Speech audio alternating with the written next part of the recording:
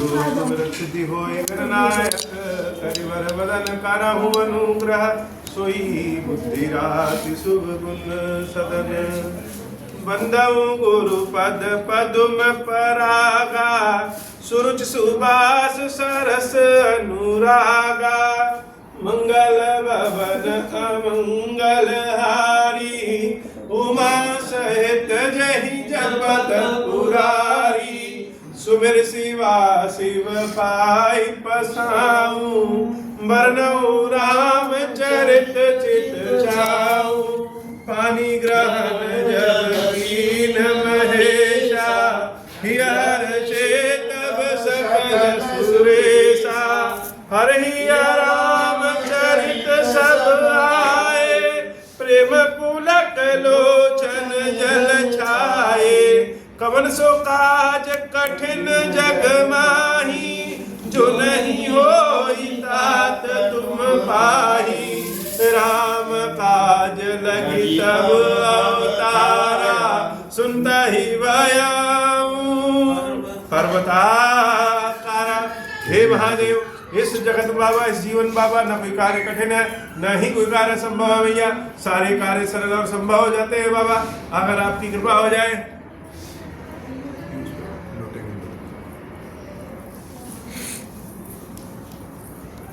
आज सीताराम जी के विवाह का पावन तिथि है और भगवान क्या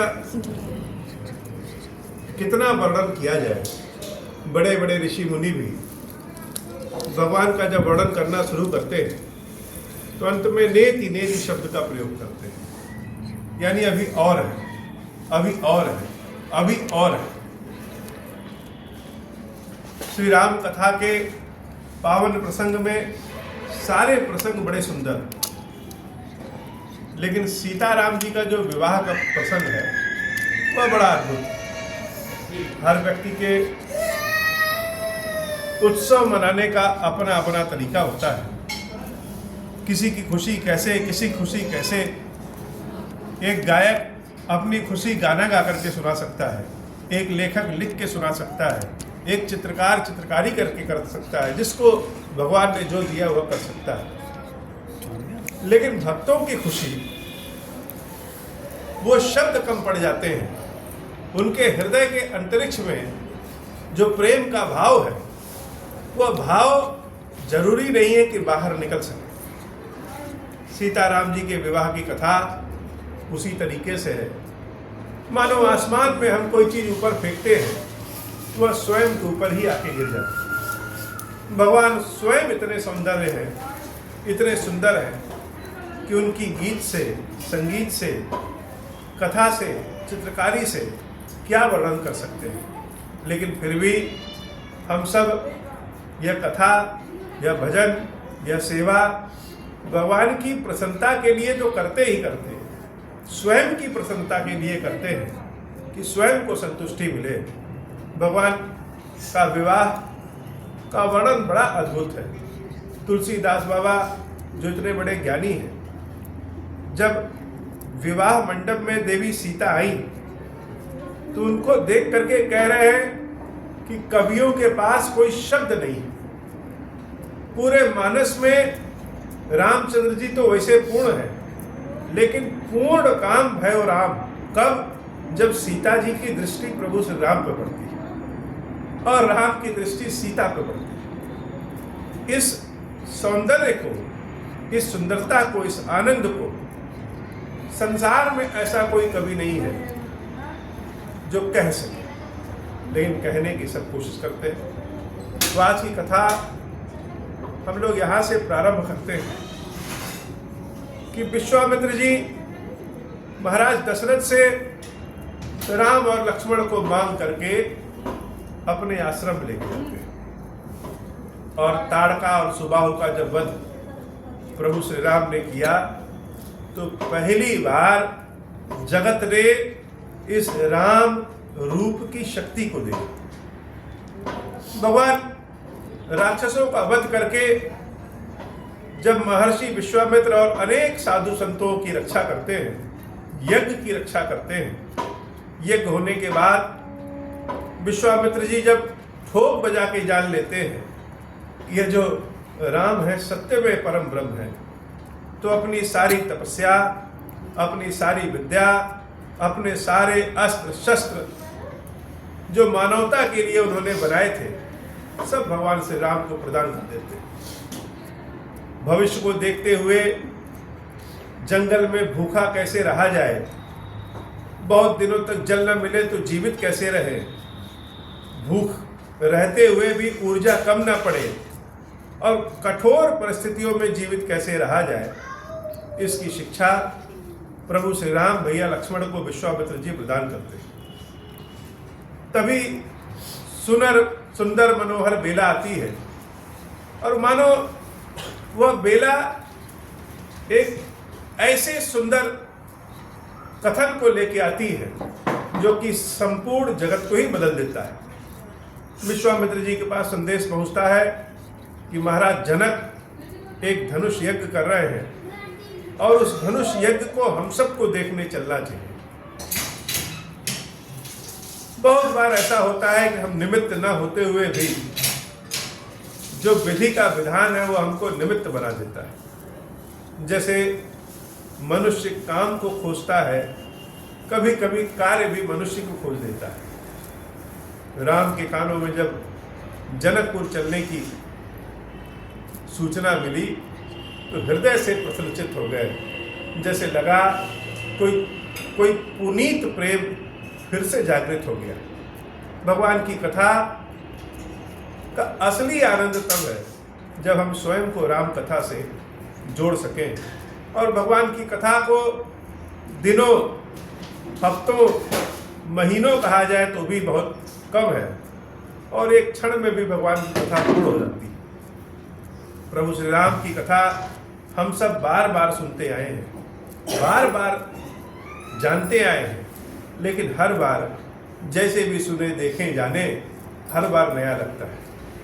रामचंद्र जी भैया लक्ष्मण और गुरुदेव विश्वामित्र जी के साथ जनकपुरी की ओर प्रस्थान करते हैं और वहाँ पे एक बहुत सुंदर आम का बगीचा मिलता है, जहाँ पे विश्वामित्र जी के साथ दोनों भाई वास करते हैं। जनकपुरी पहुँचने के पहले देवी अहिल्या का उद्धार प्रभु श्री राम के चरण धूल से हुआ और इसकी कथा सब जानते हैं। अहिल्या की कथा में एक बड़ी गूढ़ता, हम सब जानते हैं कि अहिल्या को छला गया और महर्षि गौतम के श्राप से अहिल्या पत्थर बन गई, लेकिन क्या यह सत्य है कि अहिल्या को केवल छला गया, या जो ठगी गई थी अहिल्या उसमें उनका भी मन था?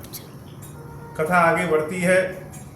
महाराज जनक जब विश्वामित्र जी से मिलने आते हैं और जब वो राम और लक्ष्मण को देखते हैं तो विदेह कहे जाने वाले जनक अभी तक जो केवल नाम से विदेह थे वह पूरे शरीर से भी विदेह हो गए, अर्थात जिसको अपने शरीर की सुधि न हो। मानो एक ही ब्रह्म, एक ही भगवान दो रूपों में आ गया है, एक श्याम वर्ण में और एक गौर वर्ण में।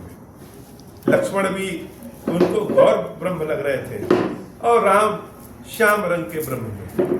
प्रभु श्री राम भैया लक्ष्मण को देख करके जनक जी महाराज से रहा नहीं गया और विश्वामित्र जी से उन्होंने पूछ ही लिया कि हे गुरुदेव ये कौन है। और पूछने का भाव, बाबा कहते हैं देवी पार्वती जनक जैसा ज्ञानी जब राम लक्ष्मण को देखता है तो अति आतुर होकर के विश्वामित्र जी से पूछा कि यह कोई ऋषि कुमार है या क्षत्रिय कुल के कुमार है। अर्थात मन में कहीं ना कहीं यह भाव आ गया कि अगर यह क्षत्रिय कुल के कुमार है तो सीता के लिए तो सबसे ज़्यादा उपयोगी होगी, लेकिन जो हमारा संकल्प है, जो हमारा भाव है, जो हमारे शब्द हैं, जो हमारा पद है, वो हमारे हृदय की संवेदनाओं को दबा देते हैं। हृदय किसी संसार के किसी नियम को नहीं मानता और यह जीवन नियम से ही चलता है। मन में एक बार तो भाव आ ही गया कि सीता के लिए तो यह राम ही सबसे बढ़िया है, और यह भाव केवल जनक जी के महाराज के भीतर नहीं, जनक जी के जितने दरबारी जो आए थे मिलने, सब राम लक्ष्मण को देख करके यही भाव आया। गुरुदेव की आज्ञा लेकर के राम लक्ष्मण जब जनकपुर घूमने निकले तो गुरुदेव से आज्ञा मांग रहे हैं। आज्ञा मांगने का तरीका भी कितना मर्यादा वाला है कि अपने गुरुदेव से, प्रभु श्री राम कह रहे हैं कि गुरुदेव, मेरा छोटा भाई लक्ष्मण जनकपुरी को देखना चाहता है, हम उसको दिखा के जाते हैं। और गुरुदेव कह रहे हैं कि राम, तुम दोनों अपने बदन को जनकपुरी वासियों को दिखा के आओ। बहुत कुछ समझते हुए भी कभी कभी हम लोग कुछ और बोलते हैं। भैया राम और लक्ष्मण जब जनकपुरी की सड़कों पे निकले तो अथाह भीड़ लग गई। हर कोई व्यक्ति जो जहां है वहीं से राम लक्ष्मण का दर्शन करके नयनानंद दान के दाता का आनंद ले रहा है। लोग तरह तरह की बातें कर रहे हैं, लेकिन सबके मन में एक ही बात है कि जितने लोग राम को देखते हैं सब सीता को याद करते हैं। कोई कहे कि जनकपुर के राजा जनक अगर देख ले तो यह धनुष यज्ञ भंग कर दें और सीता का विवाह तो राम से ही कर दें। सखी सहेली सब बात कर रही हैं। उसी में किसी ने कहा कि यह देखने में बड़े छोटे भले हैं, लेकिन अहिल्या का इन्होंने उद्धार किया है, ताड़का का वध किया है। चारों ओर जनकपुरी में केवल राम और लक्ष्मण की चर्चा है और राम लक्ष्मण चारों ओर घूम रहे हैं। छोटे छोटे बच्चे आए प्रभु श्री राम के पास और बहुत सारे बच्चे राम को स्पर्श करके भाग जाते हैं। किसी सुंदरता को देखिए तो मन करता है देखें और फिर मन करता है कि स्पर्श करें। किसी छोटे बच्चे को देखिए तो ना चाहते हुए भी मन करता है कि एक बार उसको स्पर्श करें। महादेव के रूप को अगर सिर्फ आंखों से दर्शन किया तो क्या किया, जब तक अपने हाथों से स्पर्श न करें तब तक आनंद कहाँ। बच्चे राम को छू करके देखना चाहते हैं कि क्या सही में यह इतने सुंदर है या कोई माया है। चारों ओर यह खबर फैल गई और सब राम के दर्शनों के लिए आ रहे हैं।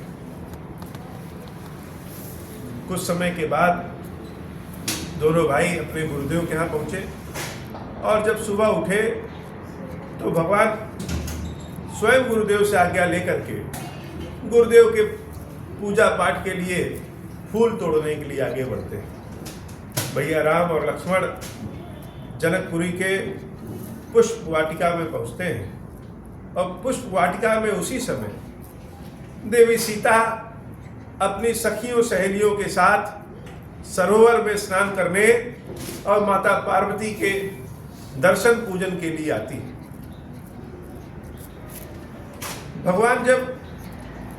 भगवान शब्द हम इसलिए कह रहे हैं कि वह तो हम सबके भगवान हैं, लेकिन राम कथा का असली आनंद तब है जब हम स्वयं को सीताराम से जोड़ सकें, हम अपने उस अवस्था में पहुंच सकें, उस समय पहुंच सकें मानो हमारे सामने सीताराम जी का मधुर मिलन दर्शन हो रहा है। एक सखी कहीं से झांकते हुए आती है, वह राम लक्ष्मण को देख लेती है। दौड़ते हुए पार्वती अम्बा के मंदिर में जब सीता मैया पूजन कर रही होती हैं, वहां दौड़ते हुए कहती हैं कि हे सीता, यह पार्वती मैया तो कहीं भाग नहीं रही है, यहीं रहेंगी, क्यों ना पहले इन दोनों राजकुमारों का दर्शन कर लो। देवी सीता सखियों के साथ जब आती हैं तो हृदय की धड़कन अपने आप बढ़ जाती है।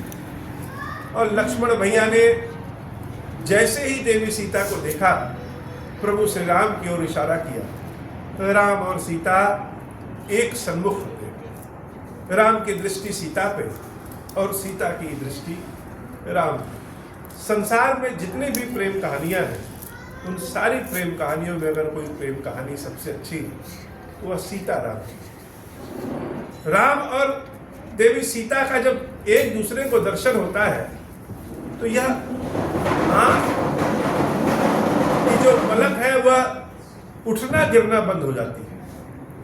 क्योंकि पलक गिरने उठने वाले जो देवता हैं वह देवी सीता के कुल खानदान के निमि महाराज हैं। और जब उन्होंने अपने दामाद और पुत्री को देखा तो वहाँ से चले जाना ही उचित समझा, मानो किसी की पलक नीचे गिरी नहीं रही है। राम सीता को और सीता राम को एकटक देख रहे हैं। तभी कुछ इशारा हुआ और दोनों वहाँ से चले गए। माता सीता के हृदय में राम की छवि वह मिट नहीं रही, लेकिन जब वह सोचती है राम के लिए,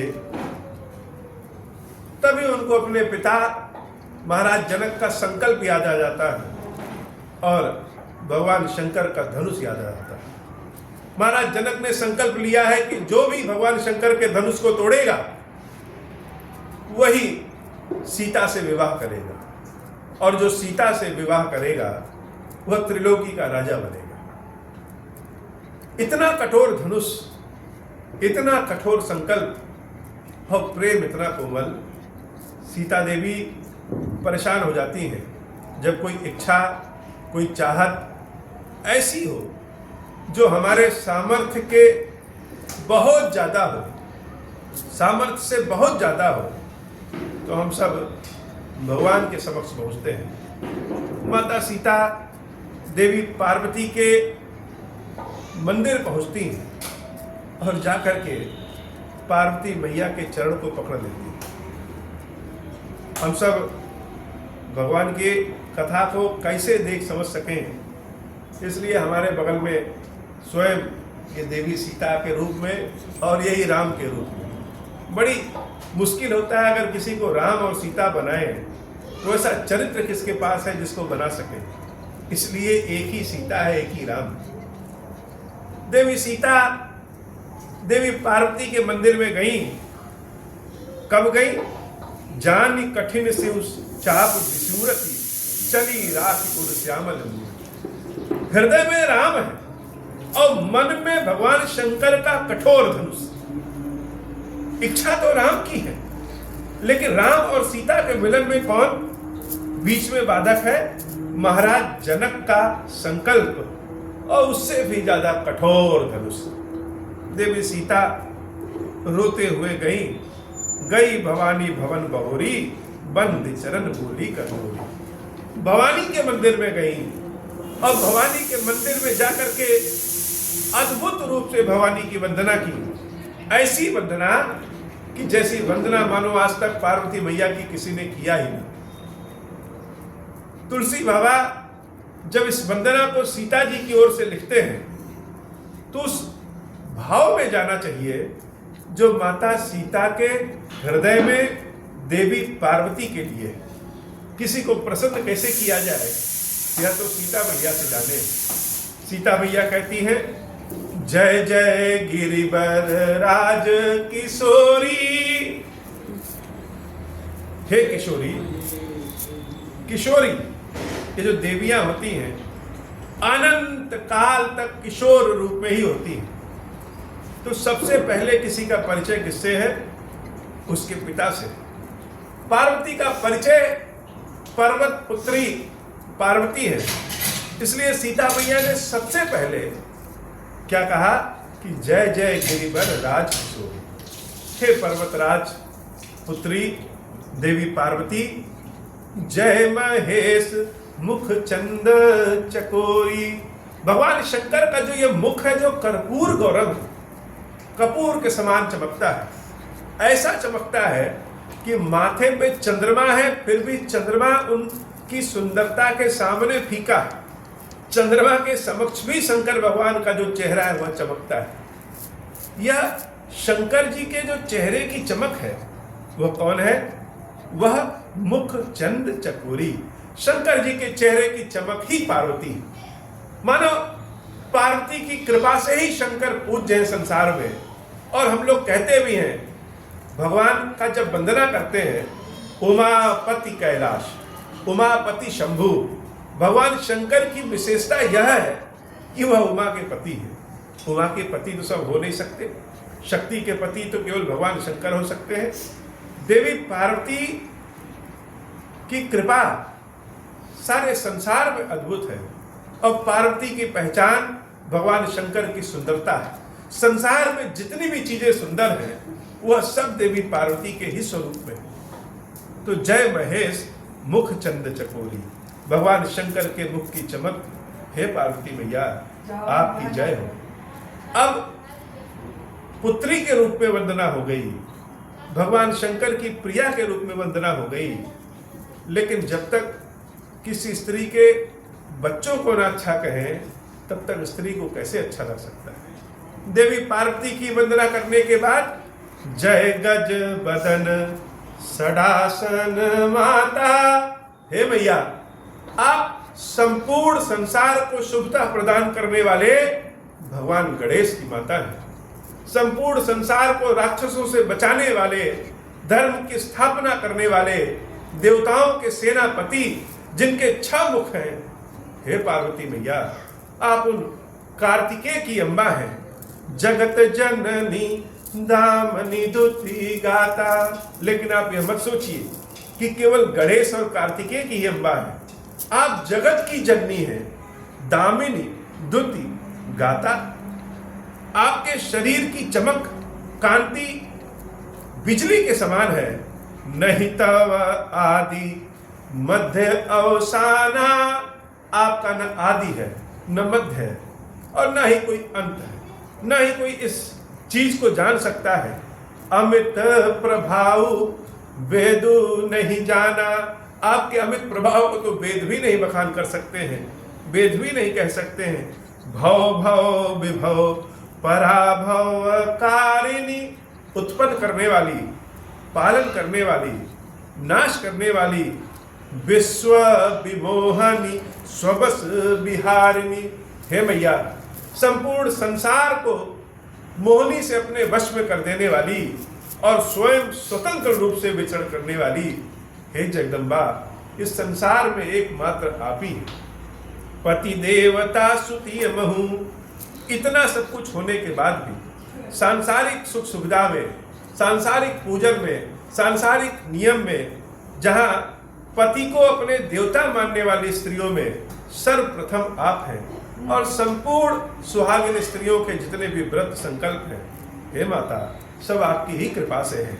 पति देवता सुतीय महू मातु प्रथम तव रेख, महिमा अमित न सकहि कही सहस शारदा शेष। हमारे पास तो एक मुख है, क्या कहेंगे, बुद्धि की देवी स्वयं शारदा और शेषनाग जी जिनके पास 1000 मुख है, वो अभी नहीं कह सकते।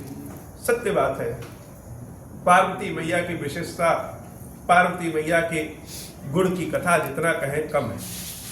तुलसी बाबा जिसकी जिसकी भी वंदना लिखे हैं, सबकी वंदना बड़ा अपरंपार है, लेकिन जब पार्वती मैया की वंदना लिखते हैं तो अपने हृदय को ही खोल देते हैं। चाहे मानस में, चाहे कवितावली में, जहां पे भी देवी पार्वती की वंदना लिखे हैं, अपने हृदय को खोल दिए। कहते हैं कि उनकी माता जी का जब देहांत हो गया तो स्वयं देवी पार्वती उनकी माता हुलसी के वेश में आकर के तुलसीदास जी का लालन पालन की थी। इस संसार में जो अम्मा शब्द है वह अम्मा ही पार्वती को कहा जाता है। सबसे बड़ी माँ जो है वह अम्मा ही।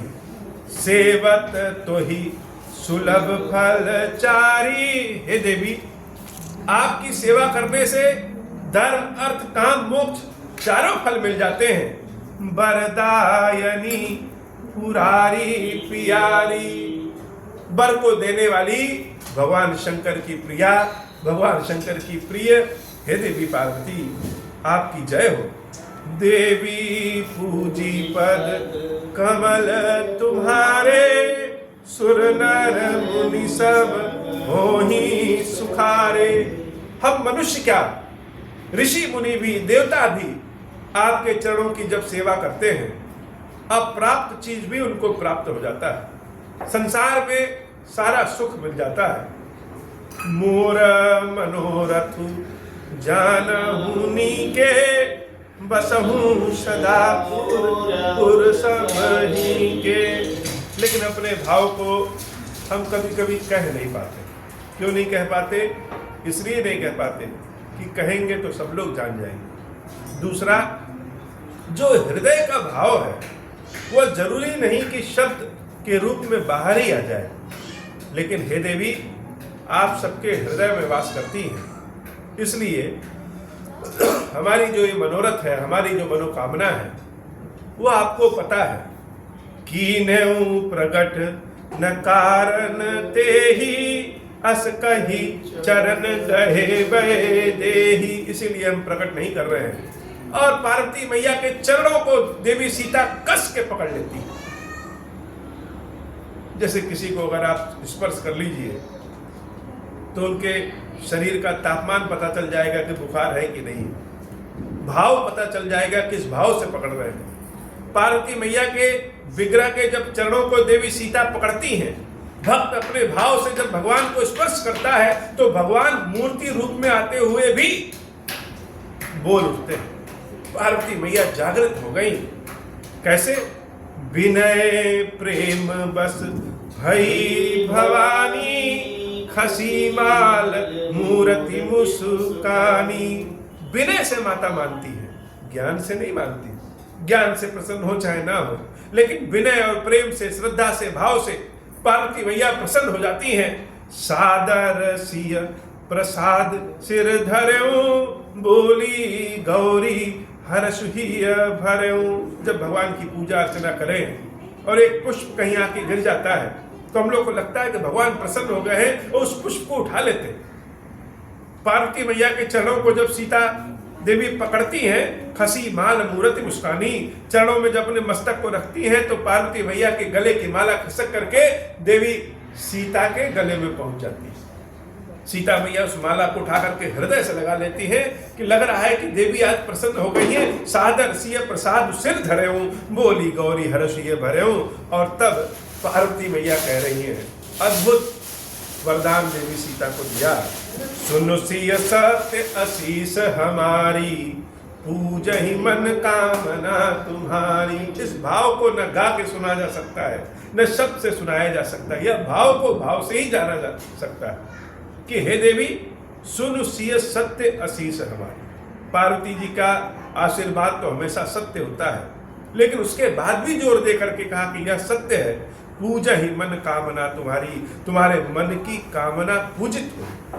किसी किसी के मन की कामना पूरी होती है, लेकिन किसी किसी के मन की कामना पूजित हो जाती है। जैसे हमारे मन की कामना भगवान शंकर क्षीरेश्वर महादेव के रूप में स्थापित होने की थी, यह कामना पूजित हो गई। न जाने कितने लोग आकर के भगवान के दर्शन करते हैं। पार्वती मैया ने कहा कि तुम्हारे मन की कामना पूरी होगी।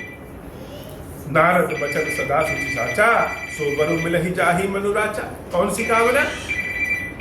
किसी को अगर हमें खुशखबरी सुनानी हो तो अपने आप को रोक नहीं पाते।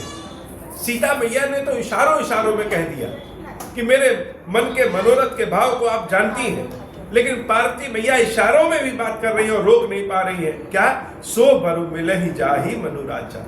वही वर तुमको मिलेगा जो तुम्हारे मन में रचा बसा है। अब कौन सा मन में वर रचा बसा है, क्या है? इसको आगे बड़े विस्तृत भाव से राम के गुण के अनुसार पार्वती मैया कहती हैं, मनु जाहि राचहु मिली हो सोबर, सहज सुंदर सांवरो। कैसा है? वह वर बड़ा सहज है, सुंदर है। अच्छा, सुंदर तो लक्ष्मण भी है, तो कैसे कौन मिलेगा? वह सांवले रंग का है, राम ही सांवले हैं। और वह सांवले जो है उनका गुण कैसा है?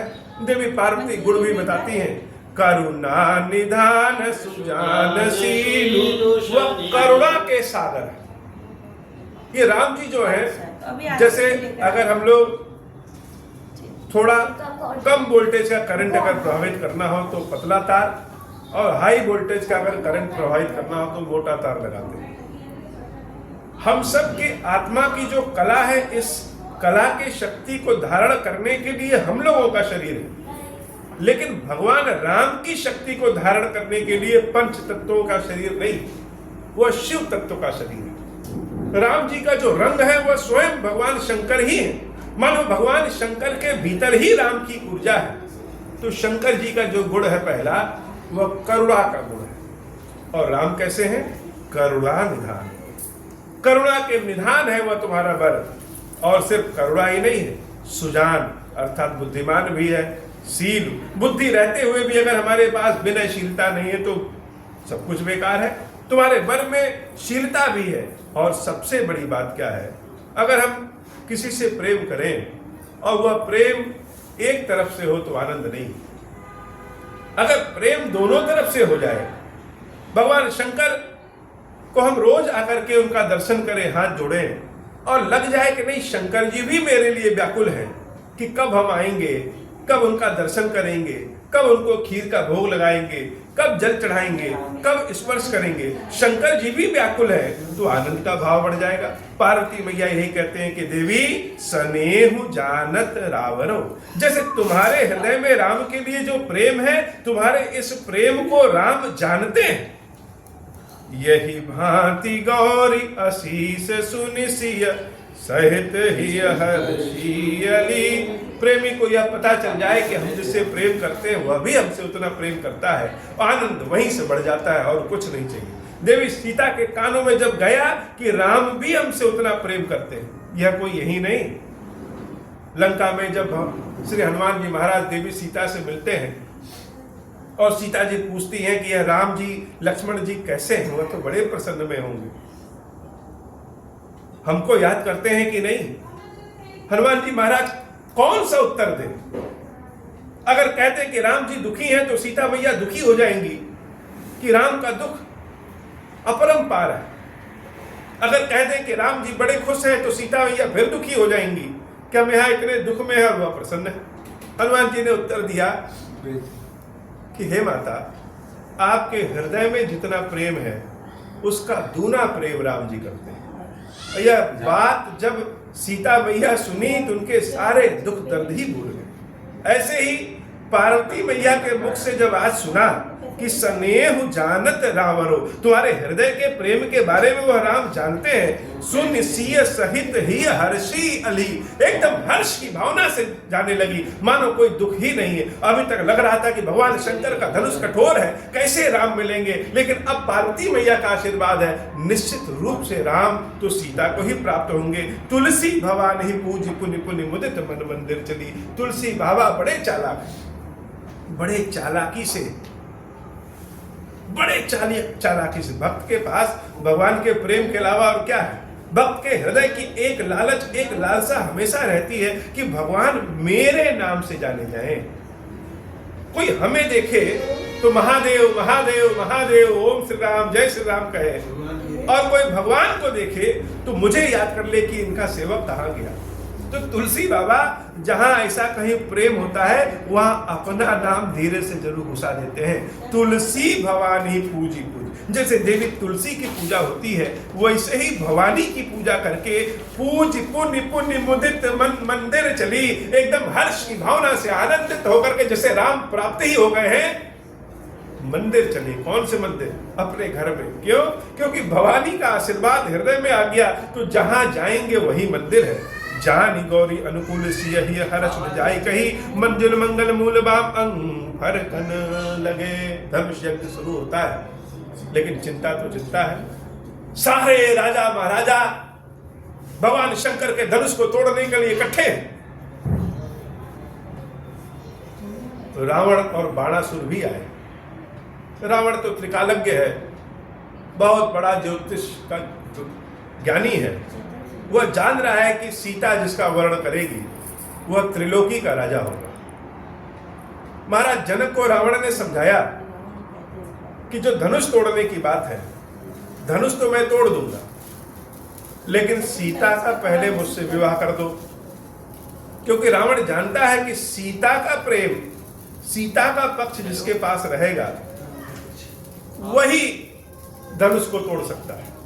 जनक जी महाराज ने कहा कि मैंने संकल्प ले लिया कि जो धनुष तोड़ेगा उसका विवाह सीता से करेगा। रावण कहता है जनक तुम मूर्ख हो, तुम्हें ज्योतिष का ज्ञान नहीं है। और अंत में रावण भगवान शंकर के धनुष को छूता भी नहीं। जब कोई राजा महाराजा धनुष को तोड़ने के लिए उठते तो देवी सीता के हृदय में एक टीस हो जाती, कहीं ऐसा न हो कि धनुष तोड़ न दे। और देवी सीता ही नहीं, उस जनकपुर के जितने वासी हैं सबकी इच्छा है कि सीता का विवाह राम से ही हो। लेकिन कैसे हो यह कोई नहीं बता पाता। भगवान शंकर का धनुष इतना कठोर और राम जी इतने बहुत सारी कमजोर दिख रहे हैं, इतने कोमल हैं। यह धनुष भी एक बड़ी अद्भुत चीज है। धनुष की भी अपनी एक कथा है। हमारे पास कोई बंदूक कितनी भी अच्छी क्यों ना रहे, अगर कोई उसकी गोली ही नहीं तो बंदूक किसी काम की नहीं। ऐसे शंकर जी का धनुष तो था, लेकिन शंकर जी के धनुष का कोई बाण नहीं था। तो शंकर जी का धनुष किस काम का? धनुष की कथा यह है कि जब त्रिपुरासुर का वध करने के लिए भगवान शंकर ने इस धनुष का प्रयोग किया तो धनुष को अहंकार हो गया कि जो भगवान शंकर सारे संसार का उद्धार करते हैं, वह भगवान शंकर मुझ पर आश्रित है, मेरे द्वारा त्रिपुरासुर का वध कर रहे हैं। तो खेल खेल में उस धनुष ने शंकर जी से कहा कि हे महाराज, जो आपके पास आता है आप उसका उद्धार कर देते हैं, लेकिन मैं जब से आपके पास आया हूं तब से आप उसको बांध के रखे हैं, अर्थात धनुष की प्रत्यंचा को बांधते हैं तभी धनुष का काम है। मानो व्यंग कर रहा हो। शंकर भगवान ने कहा कि अगर उद्धार पाना है तो छोड़ना है, इसलिए हम तुमको छोड़ देते हैं। और छोड़ कहां दिया? शंकर जी महाराज जनक के यहां छोड़ देते हैं। जिसके हृदय में अहंकार होगा, धनुष उसके लिए उतना भारी। और शंकर जी तो अहंकार से रहित है, देवी सीता अहंकार से रहित है। जिसके हृदय में जैसी भाव होगी, जितना अहंकार होगा, धनुष उतना ही भारी हो जाएगा। धनुष की मुक्ति आज राम के ही हाथों से होनी है। सारे राजा महाराजा मिलकर के धनुष को तोड़ने की इच्छा करते हैं, तोड़ने का प्रयत्न करते हैं, लेकिन धनुष तो टस से मस नहीं हो रहा है। जब जब कोई उठा तब तब सीता और सारे जनकपुर वासियों के हृदय में एक आह उत्पन्न हो जाती कि कहीं यह तोड़ न दे। जब शंकर जी का धनुष किसी से हिला नहीं, महाराज जनक परेशान हो गए। तब गुरुदेव विश्वामित्र जी प्रभु श्री राम को आज्ञा देते हैं, और राम जी जब उठते हैं तो उनके कांचन रूप को देख करके सबके हृदय में यह तो इच्छा होती है कि यह धनुष तोड़ दे, लेकिन धनुष कैसे तोड़ दे? देवी सुनैना के मन में शंका आ जाती है, और देवी सुनैना सीता की सखियों से कहती है कि गुरुदेव को समझाओ कि इस बालक को न भेजें। इतना कोमल बालक यद्यपि हर ओर से उचित है, लेकिन शंकर जी के धनुष को कैसे कोई तोड़ सकता है? देवी सीता की सखियां कहती हैं, देवी जैसे मंत्र में बड़ी शक्ति होती है, वैसे ही यह भगवान बड़े अद्भुत है।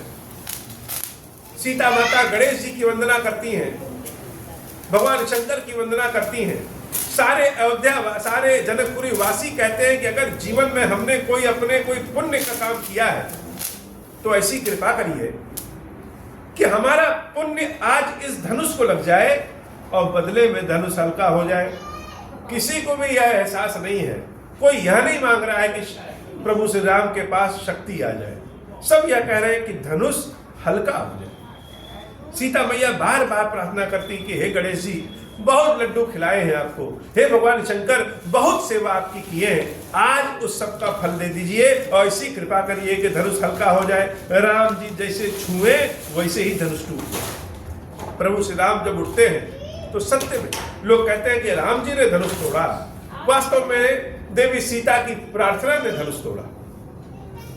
प्रभु श्री राम जैसे ही धनुष को उठाते हैं, मध्य भाग से धनुष टूट जाता है, कोई शंका नहीं है, एकदम बीच मध्य से धनुष टूटा है। परशुराम जी का आगमन होता है, बड़े क्रोधित होते हैं, लक्ष्मण जी से कहा सुनी होती है, राम जी से कहा सुनी होती है, लेकिन राम और परशुराम का जब आमना सामना होता है तो परशुराम जी समझ जाते हैं कि यह कौन है। एक राम है, एक परशुराम है और एक बलराम है। परशुराम जी और बलराम जी को अपने राम के पहले परशु अर्थात परसा धारण करने वाले और बल अर्थात बल धारण करने वाले बल का प्रयोग करना पड़ता है। अर्थात राम के पहले कोई ना कोई शब्द लगाना पड़ता है, लेकिन राम तो संपूर्ण है, वह राम ही है। जब परशुराम जी का अहंकार दूर होता है, राम को पहचानते हैं, तो अपना भी धनुष प्रभु श्री राम को समर्पित करके और चले जाते हैं महेंद्रगिरी पे तपस्या करने। सीता राम जी का विवाह होता है। धनुष टूटने पे विवाह तो स्वतः हो गया। महाराज दशरथ की अयोध्या सूचना पहुंची। दशरथ जी महाराज पूरी सेना बारात लेकर के जनकपुरी पहुंचे। महाराज जनक और दशरथ जब गले मिलते हैं तो दशरथ जी महाराज की सेवा पूजा जनक जी महाराज महादेव के समान करते हैं, मानो यह साक्षात महादेव। बहुत सारे ऋषि मुनि भेष बदल करके आते हैं इस विवाह को देखने। देवियां दूसरे स्त्रियों के भेष में, कन्याओं के भेष में आती हैं, लेकिन सबकी पूजा देवी के रूप में होती है। सीताराम जी के इस विवाह उत्सव को देख करके ब्रह्मा जी संकोच में पड़ जाते हैं। यहाँ तो वह चीज दिख रही जिसको हमने बनाया ही नहीं। शंकर जी कहते हैं किसका विवाह यह भूल गए क्या? यह तो स्वयं सीताराम जी का बनाया हुआ है। अद्भुत विवाह होता है, और जिसके पास जितनी आंखें हैं वो अपने आप को उतना भाग्यशाली समझता है कि किसी के पास 15 आंखें हैं, किसी के पास 18 आंखें हैं। हम इतनी आंखों से सीताराम जी का विवाह देख रहे हैं। सबसे ज्यादा भाग्यशाली देवराज इंद्र हैं, जिनके पास 1000 आंखें। श्राप भी मानो वरदान में बन गया। सीताराम जी का विवाह होता है। यह विवाह ऐसी जिसकी गाथा हम सब नहीं कह सकते हैं, लेकिन राम कथा सुनने का असली आनंद तब है जब स्वयं को राम कथा से जोड़ सके। हे महादेव, हम सबके हृदय के भावों को आप समझते हैं। अपनी सेवा भक्ति जैसे भी आप कराना चाहते हैं वैसे हो जाता है। आज की कथा इतनी ही। श्री क्षीरेश्वर महादेव जी, क्षीरेश्वरी भैया जी, हम सब के ऊपर कृपा करिए। जितने भी देवी देवता जो भी यहाँ उपस्थित हैं, दृश्य अदृश्य रूप में जिस भी भेष भूषा में है, सब इस सीताराम जी के विवाह में उत्सव उपस्थित हो और सब यहाँ पे उत्सव मनाए। प्रभु सीताराम जी कृपा हम सभी भक्तों को, हम सबको प्राप्त हो। अब हो प्रसन्न प्रभु मोह पर, नाथ दीन पर नेहु। निज पद भक्ति देहु प्रभु, पुनि दूसर बर देहु। तब माया बस जीव जड़, संतत फिरहि भुलान। हम पर क्रोध न करिए प्रभु, कृपा सिंधु भगवान। शंकर दीन दयाल, अब हम पर होहु कृपाल। साप अनुग्रह होई जहि विधि, नाथ तो रही काल। दीन दयाल विरुद्ध संभारी, हरहु नाथ मम संकट भारी। जय विधि होई नाथ हित मोरा, करहु सुबेग जान दास मैं तोरा। राम राज बैठे त्रैलोका, हर्षित भय गए सब शोका। जे सकाम नर सुनहि जगावै, सुख संपत्ति नाना विधि पावै। जो इच्छा करि हो मनि माहि, हरि प्रसाद कछु दुर्लभ नाही। मंगल भवन अमंगल हारी, उमा सहित जहि जपत पुरारी। बोले श्री क्षीरेश्वर महादेव जी, क्षीरेश्वरी मैया जी की सदाई जय हो। क्षीरेश्वरम, हे भगवान शंकर, आप ऋण, पातक, दुर्भाग्य और दरिद्रता आदि की निवृत्ति के लिए तथा संपूर्ण पापों का नाश करने के लिए मुझ पर प्रसन्न होइए। मैं दुख और शोक की आग में जल रहा हूँ, संसार भय से पीड़ित हूँ, अनेक प्रकार के रोगों से व्याकुल और दीन हूँ। क्षीरेश्वर, मेरी रक्षा कीजिए। देव देवेश्वर, सबको निर्भय कर देने वाले महादेव जी, मेरे इसकी पूजा को पार्वती जी के साथ ग्रहण कीजिए। मेरा मंगल करिए महादेव। शंभु महादेव, शंभु महादेव, श्री राम।